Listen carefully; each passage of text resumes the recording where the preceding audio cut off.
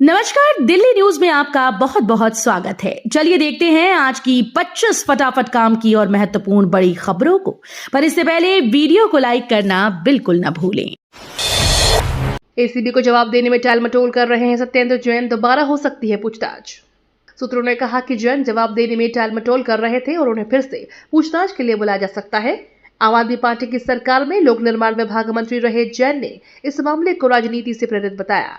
सूत्रों के अनुसार जैन को 29 सवालों वाली एक लिखित प्रश्नावली दी गई। भ्रष्टाचार निरोधक शाखा ने दिल्ली की पूर्ववर्ती आम आदमी पार्टी सरकार के दौरान शहर के सरकारी स्कूलों में कक्षाओं के निर्माण से जुड़े भ्रष्टाचार के मामले में पूर्व मंत्री सत्येंद्र जैन से शुक्रवार को 5 घंटे से अधिक समय तक पूछताछ की।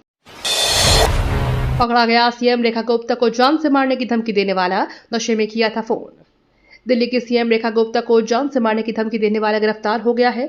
बताया जा रहा है कि उसने शराब के नशे में गाजियाबाद पुलिस को फोन कर सीएम रेखा गुप्ता को मारने की धमकी दी थी। दिल्ली पुलिस उत्तर पश्चिम जिले की स्पेशल स्टाफ की टीम ने गाजियाबाद से गिरफ्तार किया है। शख्स की पहचान श्लोक तिवारी के रूप में हुई है। दिल्ली में पेड़ों की कटाई छटाई के लिए नए नियम जारी, हरित संपदा को बचाने की भी होगा जतन।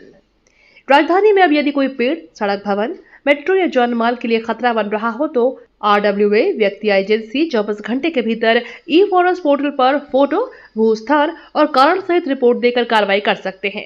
हरियाली के साथ साथ जनता की सुरक्षा को प्राथमिकता देते हुए पर्यावरण विभाग ने पेड़ों की कटाई और छटाई के लिए नई गाइडलाइन जारी की है। दिल्ली की हरित संपदा को बचाने, जन सुरक्षा सुनिश्चित करने के लिए पर्यावरण विभाग ने Delhi preservation of trees act 1994 की धारा 8 के तहत नई गाइडलाइन जारी की है।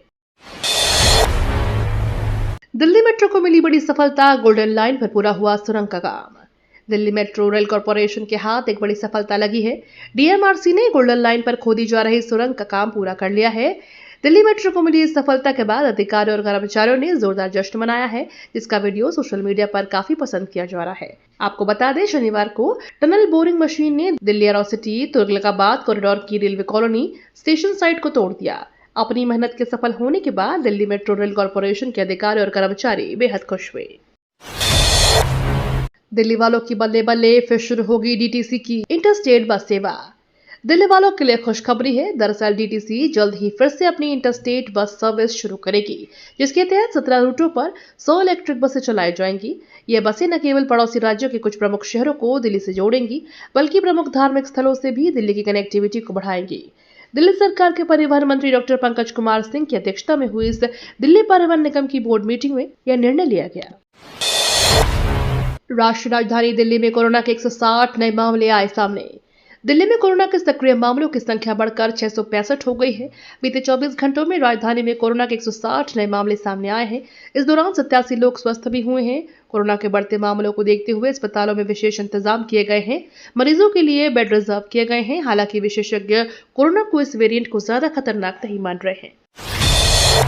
दिल्ली एयरपोर्ट से 3 महीने तक 114 फ्लाइट रोज होंगे कैंसिल, 86 को किया जाएगा रीशेड्यूल। दिल्ली एयरपोर्ट से यात्रा करने वाले हवाई यात्रियों के लिए टेंशन देने वाली खबर सामने आ रही है।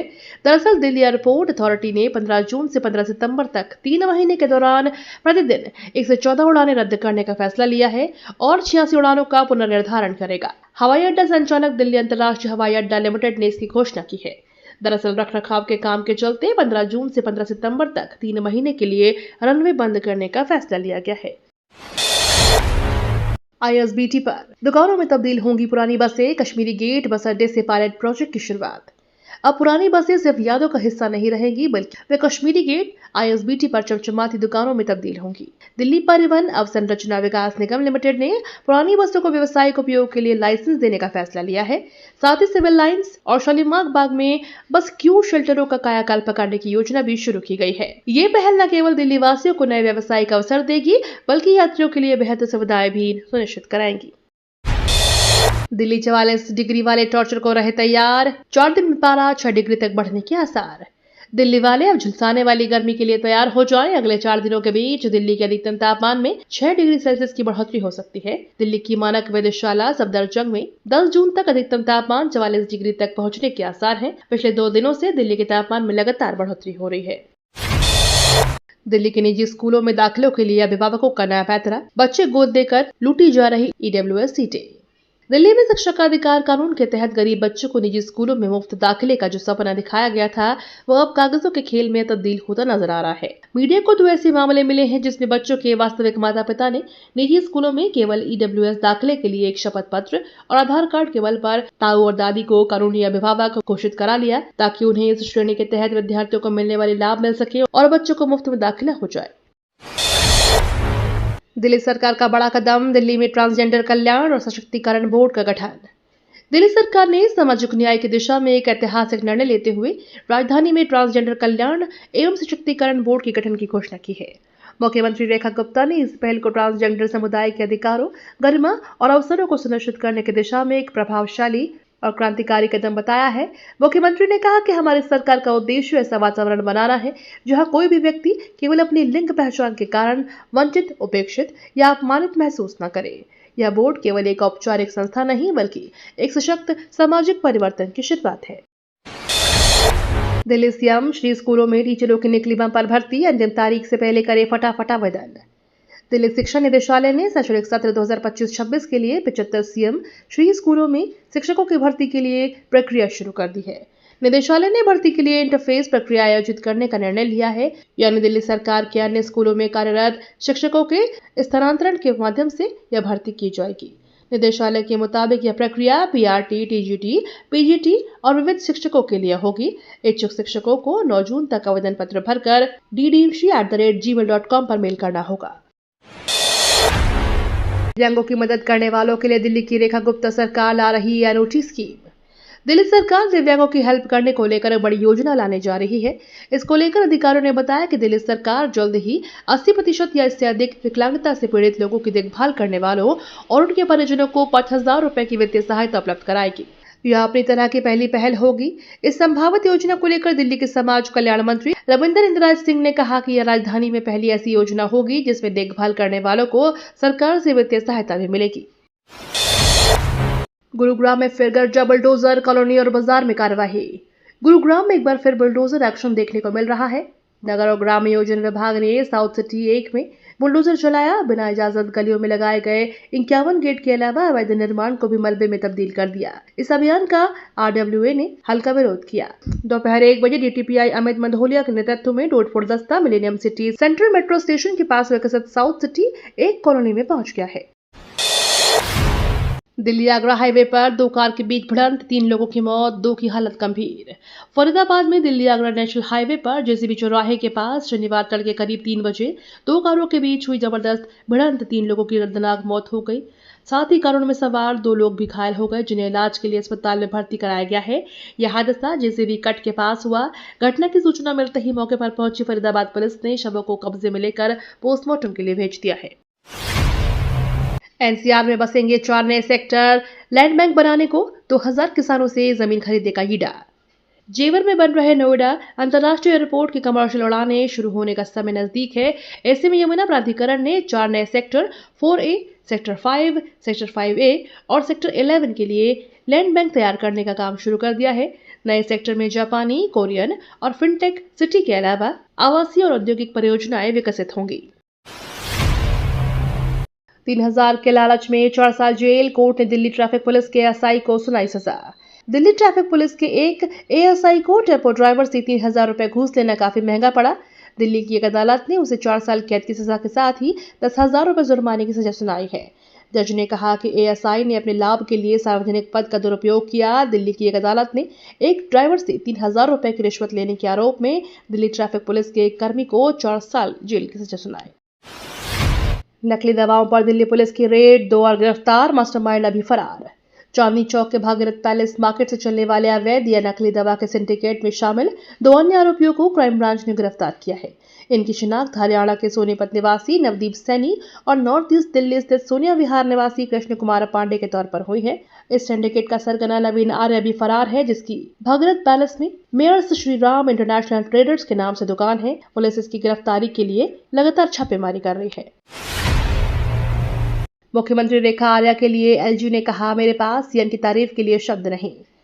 दिल्ली के उपराज्यपाल विनय कुमार सक्सेना और दिल्ली की मुख्यमंत्री रेखा गुप्ता ने ओखला लैंडफिल साइट पर कचरे की बायोमाइनिंग के बाद खाली हुई जमीन पर वृक्षारोपण की शुरुआत की। लैंडफिल साइट पर पोल्यूशन कंट्रोल करने के साथ साथ हरियाली बढ़ाने के लिए वहां 8000 बांस के पौधे लगाए गए हैं।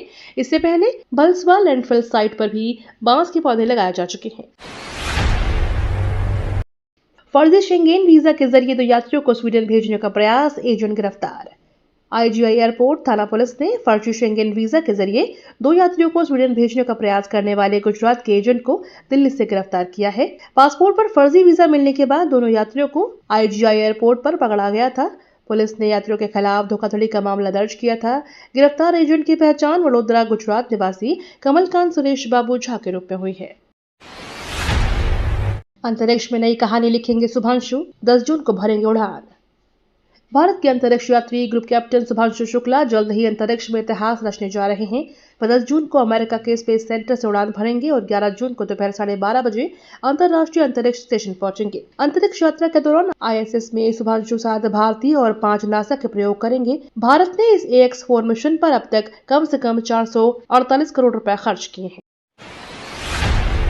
पीएम मोदी को मिला आमंत्रण, सिख समूह में आक्रोश। कनाडा के पीएम मार्क कार्नी द्वारा पीएम मोदी को G7 शिखर सम्मेलन में आमंत्रित करने पर वहां के सिख समूह नाराज है। विश्व सिख संगठन के अध्यक्ष दिनेश सिंह ने सवाल उठाया है कि ऐसे देश के प्रधानमंत्री को कैसे आमंत्रित किया जा सकता है जो हरदीप सिंह निर्जर की हत्या में शामिल था। उन्होंने आलोचना करते हुए कहा कि यह न केवल सिख समुदाय का अपमान है बल्कि कनाडाई मूल्यों का भी हनन है। गुप्त सूचना के बाद दिल्ली पुलिस ने रोका तरबूज से भरा ट्रक, अंदर जो मिला उसने कर दिया सबको हैरान।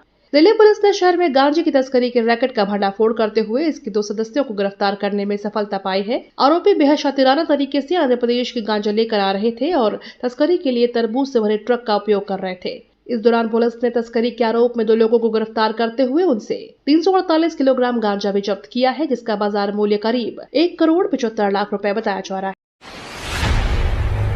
अब भंडारा कराने के लिए भी लेनी होगी इजाजत, लागू हुआ नियम। अब लोगों को भंडारा कराने के लिए इजाजत लेनी होगी। ये नियम दिल्ली से सटे नोएडा शहर में लागू किया गया है। नोएडा में सार्वजनिक स्थानों और मेन रोड पर अब भंडारा, जलपान और प्याऊ आदि लगाने के लिए नोएडा प्राधिकरण से अनुमति लेनी होगी। सिंगल यूज प्लास्टिक पर रोक लगाने और गंदगी को फैलने से रोकने के लिए यह निर्णय लिया गया है। नोएडा प्राधिकरण के ACO संजय खत्री ने बताया कि शहर को स्वच्छ बनाने के लिए नोएडा प्राधिकरण लगातार प्रयास कर रहा है। इसके लिए शहर के लोगों की भी भागीदारी की जरूरत है। नोएडा में दलित प्रेरणा स्थल के सामने चौड़ी होगी सड़क, ट्रैफिक जाम से मिलेगी राहत।